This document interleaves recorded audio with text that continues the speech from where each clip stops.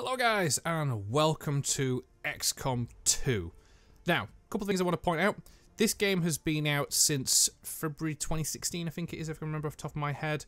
This is the sequel to the game that came out, or the reboot of the series, in 2011 by Firaxis Games, published by 2K, which is based on the original games from the 90s. I think it was 1994 when the first game of the actual franchise came out. So it's been a little while. I've played the original XCOM Unknown, which came out in 2011, and the then subsequent DLC for that. I was wanting to get my hands on this game for a while, and it kind of went off my radar, and then I noticed it this year. It was on winter sale on Steam for like £10. So I thought, you know what, I'm going to pick that up, and I did. I've not got the DLC which has come out recently for the XCOM 2 game, which is called War of the Chosen. That's still about £30. I'm one of those ones where if I really want to get my hands on the game, I'll pay the full price, but if not, I'll wait till they go on offer and then get into it. But XCOM's a game I've always liked. If you've seen my videos on this channel before, you know I love my RTSs, you know I love my turn-based strategy. So when I play Civilization or Total War, games like that I absolutely love to pieces because it's my kind of games. I love my FPSs as well, but RTS and turn-based seem to be my more kind of thing. So in this kind of series, I'm going to be basically trying to retake Earth back. That's more or less the story of XCOM 2. Is in the rebooted XCOM 1 in 2011, you was trying to save Earth, and for whatever reason, we didn't succeed. And now that the aliens, or Advent as you would call them, have taken over, I think it was by the Elders. In this game, have taken control of Earth, and we're playing as the Resistance, and we're trying to take it back. And if you want to join me on this series, then thank you very much. So we're going to get into a new game. I'm going to play in veteran difficulty because I've got a single player campaign I'm doing myself at the moment, but I've only played about 20 hours so far in the game, and I don't feel it's like enough of time to be able to move up to commander because I don't know what each of the difficulties involve extra. I think it messes around with the health of the enemies, how quick they'll scale up. So I feel veteran for me is a good starting point for now. I am quite familiar with the XCOM in general, and there's these different ones. I think legendary is like a long game with no margin for error. Only the strongest XCOM players will survive. The tutorial will not be an hour, which we know, but I'm going to go for veteran. I'm going to turn off. I think this option will reduce the voiceover directed. So I'm going to reduce the beginner VIO, which is basically.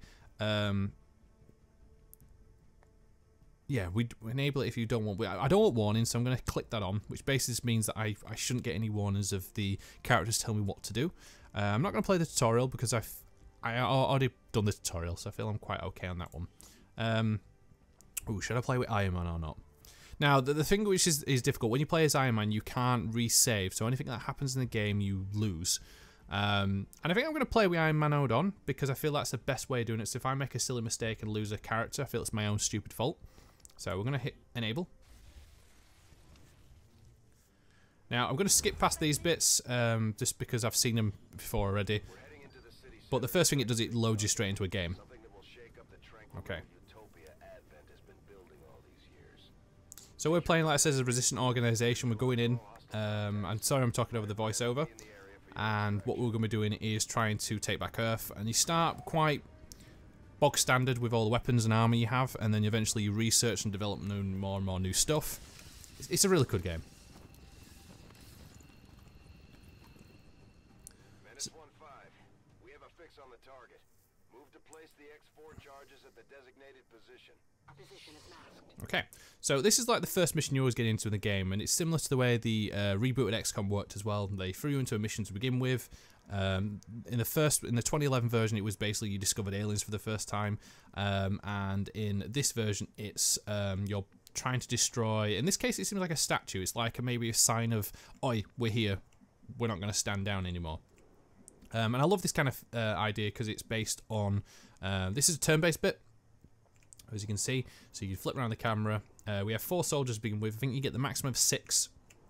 So again, that's the same feature from the original XCOM. So we've got these guys. Now, where to go? And this is the thing, we've got low cover here, so the shield icon represents the cover indicator. Half a shield means, or half full means it's half cover, where a full shield represents full cover. And you always want to put your guys into full cover if possible. But it's not always possible. They're disciplined and and well equipped, but their obedience is unpredictable. Okay, so in this one, we're concealed, so that means we can't go. I'm just trying to explain it in a way that's familiar. So these indicators basically the detection range. So if we go inside that, our units will be detected. Once one of your characters gets detected, it means that every single one of your characters is detected. So it's like you're trying to set up for an ambush. So you want to try and get your characters all set up to take out the Advent forces in one go. That's the general idea. Okay, so let's move you around. I'm going to put you over here. Moving to designated position. Because you want to get the idea is you want to try and flank the enemy, surround them, and then kill them in one fell swoop. That's what I just find quite a cool thing to do. So you can see I can get in high cover here, or heavy cover. Now I could move up some more, which may be a good idea, but the problem is if these guys move, which they do actually, in most cases do, you can get spotted, which can be a bit of a bad idea. Because what I want to do is grenade them. So if I move you up to there. And you can actually rename these guys as well. So this one's called Bob Duncan. You've got a few others as well. And the idea is you want to... you can get you... I've seen other YouTubers do it before where they get people involved in the game. Which is kind of cool. I like the idea where you can do that. Right, I'm going to move all these. And you can get your subscribers or your commenters to get involved. Okay, so these guys haven't actually moved, which is good. Now, I wish I could have got to there, but the problem is I'll get spotted if I do that. Which is a bit of a shame. Because it would have been kind of cool to have a guy over here. But she can stay where she is. So I'm going to put her on Overwatch. He can't move as well, so I'm going to put him on Overwatch. I think you're stuck there as well, aren't you? Because, again, I can't move you in a particular place. What I'm going to do is move this guy up. And then I'm going to throw a grenade. Yeah, so you can kind of, as I mentioned before, change the characters' names, you can customize the looks and all sorts in this game. And you can get, like, if you want subscribers involved in it, or if you want some people to comment down below. If you do all those kind of things, you want to be involved in my playthrough series, have a character, then that'd be absolutely fantastic. What I may do if I don't get enough people commenting is I may just go for my subscriber list and just start adding people on, especially some of the newer subscribers I've been getting recently. You know, it's like a real reward. Now, can I get both of these guys? I can't. Can I get both of these? The grenades are quite short, which is a bit of a shame. But I should kill these because it's 3 to 4 damage. I want to see if I get both of them in the kind of blast radius, but it works in kind of hexes, as you can see, so I can't get them both because they're stood just a perfectly fraction away from each other, which is a bit of a shame. But I'll get the nearest guy, I feel, and I'll blow away this cover as well. Incoming grenade! Alright, so he's down. And then you'll see what happens next. Oh, we've got promotion as well. Cool. So we all got revealed. And let's see if we can take these guys out in one hit. Nice. That one's down. Oh, you missed. Ah, fantastic.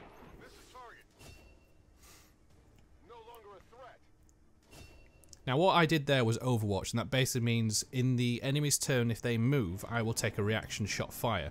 But the problem is you lose an option to fire in your own turn. So it's trying to best judge whether or not you should want to take a shot or wait for the enemies to come around. So we've taken them out. And I know in this mission there actually is more enemies.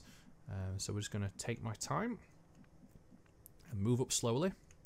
So let's move down to here. Now, you guys have certain amounts of, as you call, shots in the magazine, and in this case the assault rifle only has 4 shots, so you can fire 4 times, then you have to reload. The ammo is unlimited in the sense of you can reload as many times as you want, but it takes an action to reload. So in most cases every character gets 2 actions, and you can see by the little arrow indicator here, facing off to the right hand side. So movement is 1 action, so best to explain with this guy. So I can move with this guy, so that'd be 1 action. And then moving again will cost another action, or I can reload or do something else. In this case, I can go, oh, I want an Overwatch, which I'm going to do, which is number 2. Let's move up to here. And then I'm going to Overwatch for you. And then I'm going to move. I was going to move further up. The idea is you want to move all your squad in a position, in a kind of sense that will cover each other. Because one thing I found out, if you spread your guys out too much, you can leave yourself very much quite exposed. So I'm going to move him to high cover. Now there is some more units up here, but I don't know where. So I'm going to move him up there as well. Okay, so he's not spotted anything, so that means I can move up. And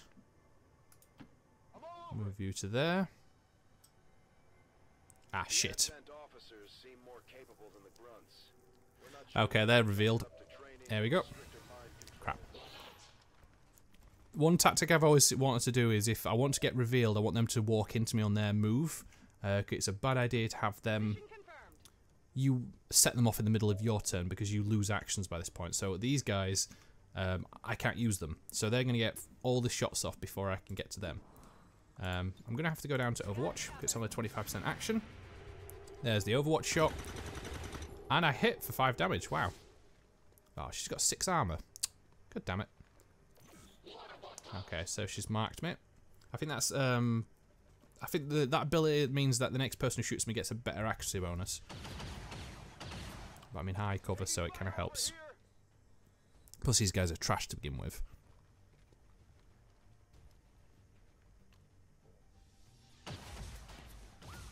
Wow.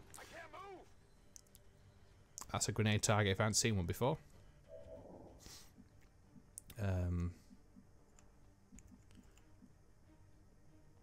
Right, let's see what we can do. So has this guy got a grenade? No, he hasn't. What about you? You got a grenade? You have. This is for you. Okay. Grenading out.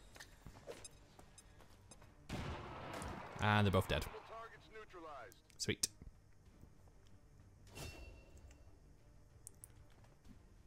Now I think with this guy, I should be able to shoot him. Oh, he's not actually...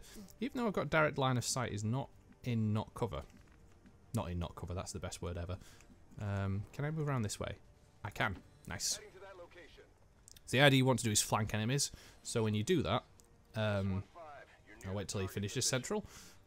When you get around an enemy and they're like this, their icon changes from a blue one, like these to say they're in cover, to a yellow one, which basically means they've been flanked. And then you get an indicator down here saying, oi, these guys are vulnerable, basically. And you get a critical damage flanking bonus, so you can see here, so I get a 40% chance at a critical damage for flanking him on the side. Also, your aim indicator, your chance of hitting them increases as well. Nice. Okay.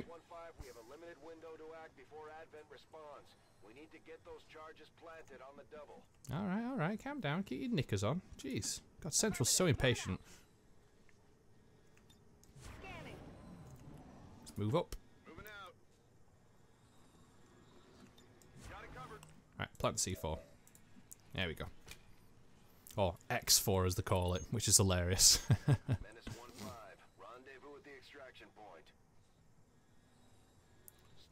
There we go. All done. Boom. So this is like the basic mission you go into. There's a tutorial mission before this one, but this one's just like your first mission into the game if you don't play with the tutorial, and again, did really well. So no one took any damage, we killed 6 aliens, took 6 turns, and got flawless slating. So you only get flawless if you get no damage on your soldiers and you kill every single alien, which is good. So every single shot hit, which is hilarious. What we got? So this is like the overview mission, like who did the most damage, who made the most attacks, who moved the most, and all these basic stats. What I'll probably do in most missions is when it ends, I will cut out the mission because the loading time's a bit off.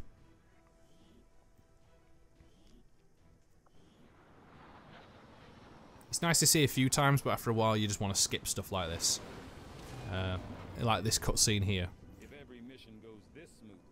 Oh, we got promotions.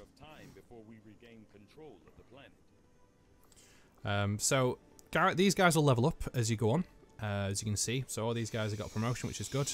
I don't know if it's based on kills or it's based on the idea of just participating in missions. I'm not sure how it works. If it's anything like the previous version, it's based on kills. The more kills you get, the more XP you get, the more you level up. So it's a specialist. Deploy robotic drones on the battlefield that can be outfitted for combat or field medic duty. Cool. So these guys replace the some of the abilities that the heavy had. But what I think I'll get one specialist. I should get one heavy in a sense of it all. I think there's a ranger and then there's a sniper or sharpshooter. Is it called heavy? No, grenadier. It's called. Demolitions experts. The grenadiers provide heavy ordnance delivery whenever. A nice little rocket launcher. So they've kind of moved the abilities around from the 2011 version. There's a sharpshooter, which gets squad sight. And then we have got ranger. Cool. And he gets the sword. So they've kind of moved stuff around a little bit from the last game, but it's kind of cool. And it's a nice little mix and match of them all, because the issue I had with the heavy in the last game was the fact of it counted as your medic as well, I think it was, which made it a bit more difficult. It more like your support class, where this one is a bit more different. And your Ranger's now been replaced, well, with originally the assault class. Okay, so these are the items we recovered. And this is the base. And it's just telling us to go to the research lab, so I'll just go to these bits. Impressive, isn't it? And again, sorry if I'm skipping over stuff. It's not like I'm going to show you every single bit of detail. It's just I've seen them all before, and it gets kind of a bit, again, repetitive. So we've got some research to do. Now this is a bit I always get kind of stuck with, because depending on what you pick means what you'll research. You've got modular weapons, which means you can equip items on. You get hybrid materials, which gives you access to some basically like bullet vests. And you get alien biotech, which is for the main story mission. But I'm going to go for modular weapons because it's nice to have extra bits. To be among the more intriguing options available. We'll begin work immediately. Okay, cool. When a complete report is available. Oh, thank you. So he's our scientist. I think is it Tigra? I think his name is. Again, I forget all the names of them all. They're all different from the 2011 version. Yeah, Tigan. They face a well-armed, well-trained enemy, and yet. Cheers. And then this is, I think it's Shen, or it's her father. You were in the original 2011 version, but apparently I don't know if he passed away or was killed. There's probably something in the back lore that explains what happened to him. But this is, I think, his daughter, who's like taking over his place. He spent all his time apparently building up this what the base that we're in now, the ship, and yeah, this is where we can build stuff. So we've got no facilities at the moment, and again we need to build some bits and bobs, don't we? So again, it's always a difficult one what to get first. Alien debris, we've got machine locked, we've got exposed power coil, which is there. We've got two power coils which are down quite low. I'm just trying to think what's the best thing to go for. Because power we've got enough of at the moment. We've got laboratory, which gives us scientists can be staffed in laboratories to provide additional assistance to Tigers, basically decreases research time. We've got workshop, which creates gremlin drones, which can be sent to staff adjacent rooms, which we don't need. We've got a power relay, which gives them more power, which we don't need. And then we've got guerrilla tactics school, which unlocks additional skills and benefits for our soldiers, including an increase to the number of soldiers we can take on a single mission. But I think laboratory is a good one to go for now, and then we can get the guerrilla tactics school afterwards. Laboratory construction initiated. Now we don't have any engineers at the moment, which is a bit of a shame. But engineers let you staff certain areas. Good to see you. Okay, so this is the bridge, and this is where we'd go. So this is like the not now. So this is what you would call the world map, as in a sense, of the campaign map. So you start in an area randomly selected. So in this case, we're in India, and you unlock places by making contact with them all. I'm going to go to this supply catch in a minute, but one thing I want to have a look at. So, which bit was it in? I think it's in the armory. And we can go to view soldiers. So this is the soldiers bit. This is where you can come to view your soldiers, customize them, and have a look. So you can do kind of like quite a lot of stuff, but the biggest one obviously is this one. You can customize them, so you can change the character info, so the name of them, where they're from, nationality, the gender. And this is the bit where, again, and I'm going to keep mentioning it every now and again, I want my subscribers to get involved in this. I want people who watch the videos to get involved in it. If you want to be part of the series and you want to feel, you know, I like to include people in the game itself, then please by all means do that. Like I said, this first episode is going to be kind of like a one-off recording for now, and then I'll come back and do a few when I've also got some replies and comments and stuff like that. It's something I want to get into and actually, you know, it's kind of that kind of idea. We want to involve people in the game, and I want people to be, you know, I want to get attached to people in the game as well, because that's what you can do with XCOM soldiers. You get very attached to them. You don't want to lose them. You don't want to kill them, and it's kind of neat, I feel, in a way. And it's kind of that idea of pride, and when you take someone from being a low-level squaddy all the way up to a captain or the highest rank in the game. I can't remember, is it a captain which is the highest rank in the game? Soldier's abilities, a colonel, shall I say? Because I've had it in again past games where I've got some all the way to colonel and they've died to a stupid mistake, and you feel so bad for doing it.